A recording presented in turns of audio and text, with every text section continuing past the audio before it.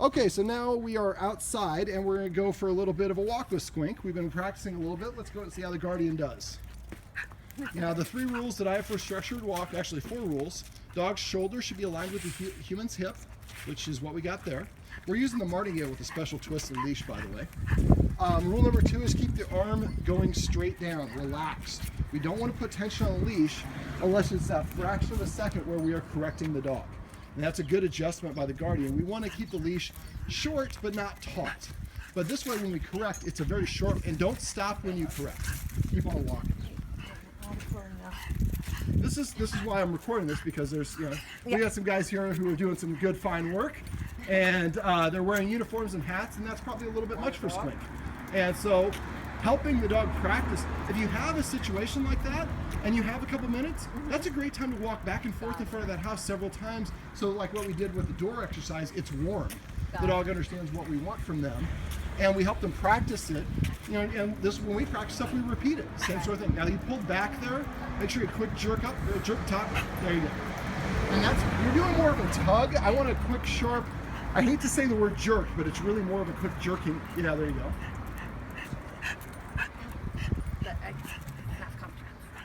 Well, and that's the thing, is you might have to get, like, I've had some women, they're like, it's not comfortable with the leash, so they'll actually wear like a weightlifting glove with no fingers. It's padded, and it just makes it a little bit easier for you.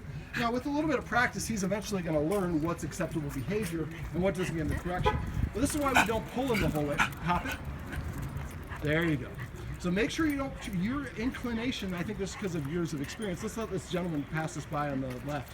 I think because of years of experience, you're used to pulling him around with the leash. The more you pull him around, the more he's going to try to pull you around.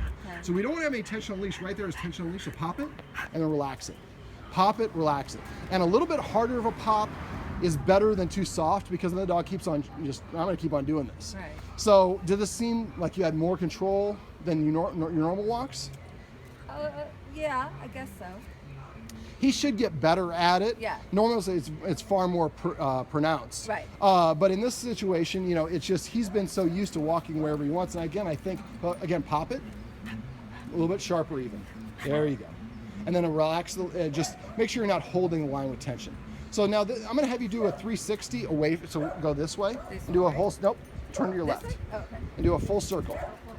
There you go. So when you do that full circle, see how we put him back in the heel position? So that's a good thing to do if he's distracted. Right. Do a little circle in driveways when you have extra space like this. Then the dog never knows. I never know. For some reason my human just stops for no reason, does a complete loop. Well, that makes the dog pay even more attention to you. Now right there, tell her to SIT. Tell him to SIT. Sit. Here you go. Put it in front of his nose so he knows that you have it, and then raise it up. There you go, reward. This is another little thing that I would suggest you do when you're walking him. In between like every driveway, have a bunch of treats, stop, tell him to SIT. When there's no dogs, there's no other street workers, there's no construction guys.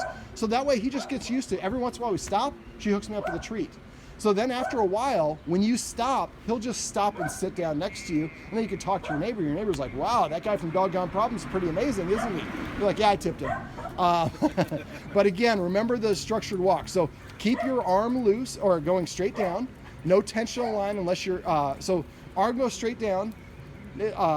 Keep the dog's left or on your left side with its hip. So do a circle again, exactly. And then stop short. There you go, pop it, there you go. So his shoulder is aligned with your hip. No stopping and sniffing, and no marking.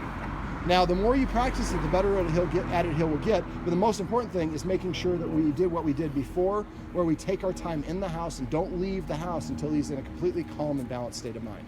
That's a good time to pet. And that's a good way to end the video.